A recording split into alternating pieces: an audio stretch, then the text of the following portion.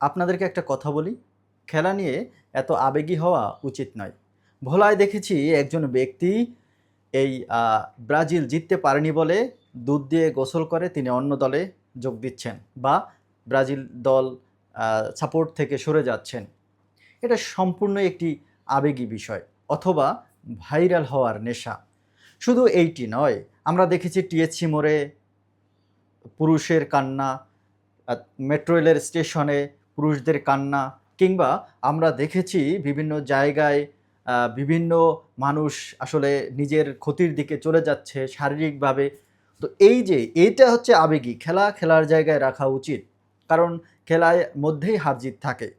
কারণ যদি আমরা একটু বলি যে এখন পর্যন্ত যে কয়টি দেশ ভালো খেলেছে সব দেশেই কিন্তু ভালো খারাপ পারফর্মের মধ্য থেকেই সামনে এগিয়ে গেছে।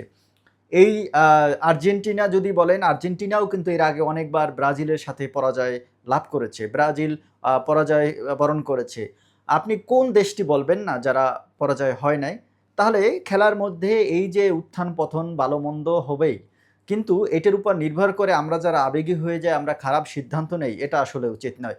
এই দেখুন এই ভাইটির কথাই বলছি আমি, যে এই ভাইটি সে দুধ দিয়ে গোসল করে, আবার অন্য একজনকে একটা নারীকে দেখছি কান্না করতে, কাউকে দেখছি যে স্টেশনে মেট্রো রেল স্টেশনে চিল্লাই রাতে কান্না করতে, চিৎকার করতে।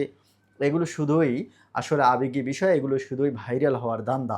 আসলে আমাদের উচিত এগুলো থেকে বেরিয়ে আসা এবং এগুলো থেকে বেরিয়ে এসে খেলার জায়গায় রাখতে হবে, সেখানে আনন্দ উল্লাস হবে, ফান হবে। তো এইগুলোর মাধ্যমেই আমরা আসলে আমাদের আত্মতৃপ্তি পাবো। নাকি বলেন আপনারা? ভিডিওটি যদি ভালো লাগে ভিডিওটি শেয়ার করবেন।